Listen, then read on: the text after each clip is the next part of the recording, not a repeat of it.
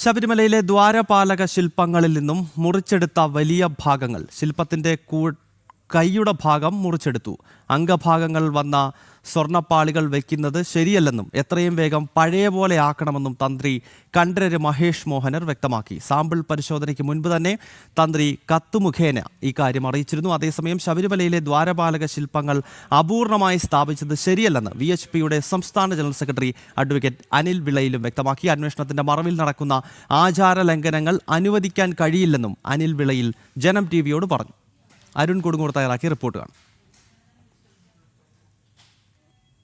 2 ദിവസമായിരുന്നു SIT സംഘം ശബരിമല സന്നിധാനത്ത് പരിശോധന നടത്തിയത്. സ്വർണ്ണപ്പാളികളുടെ സാമ്പിളുകൾ ശേഖരിക്കുക എന്നതായിരുന്നു ഏറ്റവും പ്രധാനപ്പെട്ട ദൗത്യം. ഇത് ഹൈക്കോടതിയുടെ അനുമതിയോടുകൂടിയാണ് SIT സംഘം ശബരിമല സന്നിധാനത്തേക്ക് എത്തി 2 ദിവസം നീണ്ട പരിശോധനകൾ നടത്തിയത്. സ്വർണ്ണപ്പാളികൾ ഇളക്കി മാറ്റി അതിൽ നിന്നും സാമ്പിളുകൾ ശേഖരിച്ചു. ആ സാമ്പിളുകൾ ശേഖരിച്ച നടപടിയാണ് ഇപ്പോൾ വിവാദമായിരിക്കുന്നത്. അതിൽ ഏറ്റവും പ്രധാനപ്പെട്ടത് ദ്വാരപാലകരുടെ കൈയുടെ ഒരു ഭാഗത്തടക്കം ഒരു വലിയ കഷ്ണങ്ങളാണ് ഇപ്പോൾ മുറിച്ചു മാറ്റിക്കൊണ്ട് പോയിരിക്കുന്നത്. അത് സാമ്പിൾ ശേഖരണത്തിൻ്റെ ഭാഗമായി ഇത്രയെങ്കിലും മുറിച്ചു മാറ്റണമെന്നുള്ള ഒരു നിലപാടായിരുന്നു SIT സംഘം എടുത്തത്. അല്ലെങ്കിൽ ആദ്യ ഘട്ടത്തിൽ നടന്നതുപോലെ തന്നെ ഈ കൃത്യമായി പരിശോധനയ്ക്കുള്ള സാമ്പിളുകൾ ലഭിക്കാത്തൊരു സാഹചര്യം ഉണ്ടാകുമെന്നായിരുന്നു അവർ നൽകിയ വാദം. എന്തായാലും അത് ഇപ്പോൾ വിവാദമായിരിക്കുകയാണ്. അതിലേറ്റവും പ്രധാനപ്പെട്ടത് ഈ സാമ്പിളുകൾ ശേഖരണത്തിന് മുമ്പ് തന്നെ തന്ത്രിയുടെ കൃത്യമായി തന്നെ ഈ കത്ത് മുഖേന ദേവസ്വം ബോർഡിനെ ഈ കാര്യങ്ങൾ അറിയിച്ചിരുന്നു. അംഗഭംഗങ്ങൾ ഉണ്ടായ പാളികൾ ഇവിടെ വെക്കരുതെന്നുള്ള ഒരു നിലപാടായിരുന്നു തന്ത്രിയുടെ ഭാഗത്തുനിന്നും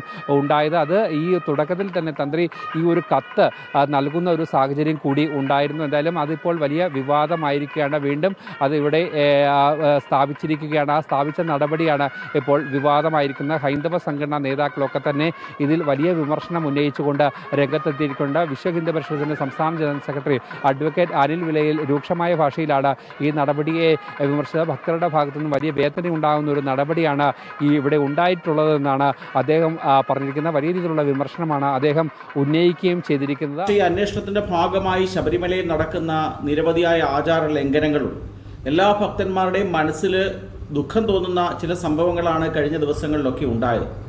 ശബരിമല ധർമ്മശാസ്താവിൻ്റെ ദ്വാരപാലകരായിട്ടുള്ള ആ ശില്പങ്ങളുടെ സ്വർണ്ണപ്പാളികൾ മുറിച്ചെടുത്തുകൊണ്ട് പോവുക, അന്വേഷണത്തിൻ്റെ ഭാഗമായി ശാസ്ത്രീയമായി പരിശോധനയ്ക്ക് എന്ന രീതിയിൽ ഓരോ തവണയും അത് മുറിച്ചെടുത്തുകൊണ്ട് പോവുക എന്ന് പറയുന്നത് വളരെ ദുഃഖകരമായ വസ്തുത തന്നെയാണ്. കാരണം നമ്മുടെ ഹൈന്ദവ വിശ്വാസം അനുസരിച്ചുകൊണ്ട് അപൂർണമായതോ അല്ലെങ്കിൽ പൊട്ടിയതോ അല്ലെങ്കിൽ തകർന്നതോ ആയിട്ടുള്ള ഇത്തരത്തിലുള്ള ശില്പങ്ങളും അല്ലെങ്കിൽ പ്രതിഷ്ഠകളും ഒക്കെ തന്നെ എങ്ങും വെക്കരുതെന്നും അതിനെ ആരാധിക്കരുതെന്നുമാണ് നമ്മുടെയൊക്കെ വിശ്വാസ സങ്കല്പം. അതിന് വിരുദ്ധമായ രീതിയിൽ ഈ ദ്വാരപാലക ശില്പങ്ങളുടെ സ്വർണമൊക്കെ മുറിച്ചെടുത്തുകൊണ്ട് പോവുക എന്ന് പറയുന്നതും അതിനെ അപൂർണമാക്കി നിർത്തുന്നതും പൂർണ്ണമായും ഒരു തെറ്റായിട്ട് ഹൈന്ദവ ഭക്തന്മാർ കരുതുകയാണ്. ബഹുമാനപ്പെട്ട ഹൈക്കോടതി ഇക്കാര്യത്തിൽ തീരുമാനമെടുക്കണം. ഒന്നുകിൽ ആ ദാരുശില്പങ്ങളുടെ പുറത്തുള്ള സ്വർണം പൂർണ്ണമായും അഴിച്ചെടുത്തതിന് ശേഷം അതിൻ്റെ പരിശോധന പൂർത്തിയാക്കി അതിൻ്റെ പ്രശ്നങ്ങൾ പരിഹരിച്ചതിന് ശേഷം അവിടെ കൊണ്ട് സ്ഥാപിക്കുകയാണ് വേണ്ടത്. അല്ലാതെ അവിടെ ഇരിക്കുന്ന ദ്വാരപാലക ശില്പങ്ങളുടെ ഭാഗങ്ങൾ മുറിച്ചുകൊണ്ട് പോവുക എന്ന് പറയുന്നത് അക്ഷന്തിമമായ തെറ്റാണ്. ഇത് ഇതര മതസ്ഥരുടെ ഒരു വിഭാഗത്തിൻ്റെ ഏതെങ്കിലും പ്രശ്നമായിരുന്നു എങ്കിൽ അതിനെ എപ്രകാരമായിരുന്നു സമൂഹം വിലയിരുത്തുന്നത്? ഇത് ഹിന്ദു സ്ഥാപനമായതുകൊണ്ടാണ് ഇപ്രകാരമൊക്കെ സംഭവിക്കുന്നത്.